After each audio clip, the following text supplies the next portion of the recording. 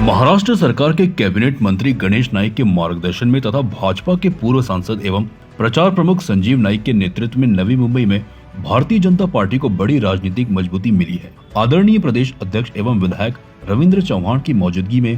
प्रभावशाली नगर सेवक अमित मेडकर और राजेश शिंदे के सहयोग से शिवसेना से निराश उत्तर भारतीय संगठक कमलेश वर्मा ने अपने पदाधिकारियों व कार्यकर्ताओं सहित 2 जनवरी 2025 को पावना स्थित व्हाइट हाउस कार्यालय में भाजपा में प्रवेश किया।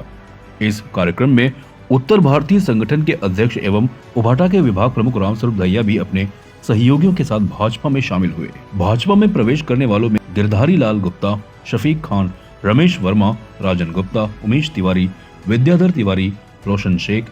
सुनील खन्ना, अजय गुप्ता, अभिजीत गगने, मिराज खान, रवि राठौड़, आशिफ शेख, सागर गुप्ता, राजेंद्र वर्मा, सत्येंद्र वर्मा सहित अनेक प्रमुख कार्यकर्ता शामिल हैं। बताया जाता है कि प्रभाग क्रमांक 14 और 20 में परप्रांतीय मतदाताओं की संख्या अधिक है तथा इन क्षेत्रों में कमलेश वर्मा का व्यापक जनसंपर्क है।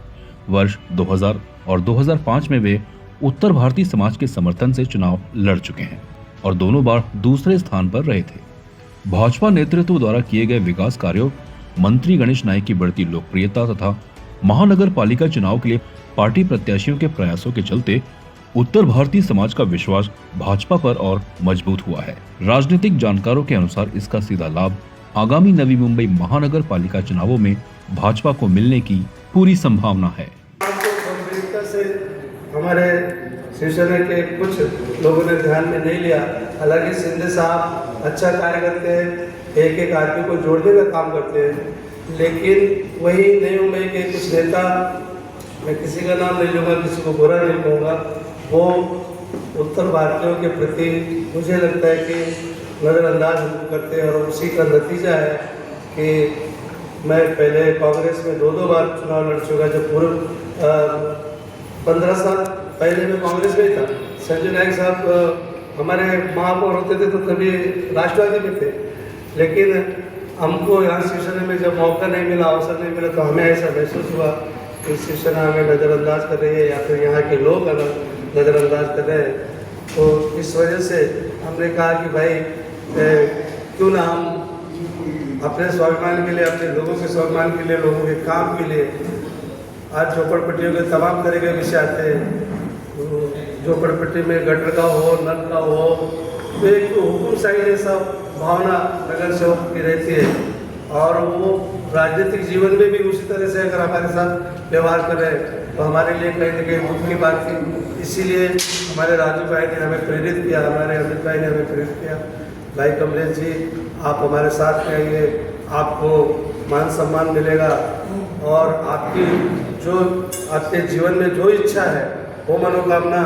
आदरणीय गणेश नाईक साहब के यहाँ पूरी हो सकती है, क्योंकि गणेश नाईक साहब नई मुंबई के शिल्पकार हैं। गणेश नाईक साहब एक खड्डे को भर्ती करके बिल्डिंग बना सकते हैं और गणेश नाईक अगर यहाँ नई मुंबई के शिल्पकार है तो शिल्पकार ही किसी को कुछ बना सकते हैं। तो मुझे भी ऐसा लगा यहाँ वाकई में आज आधे से ज़्यादा जो लोग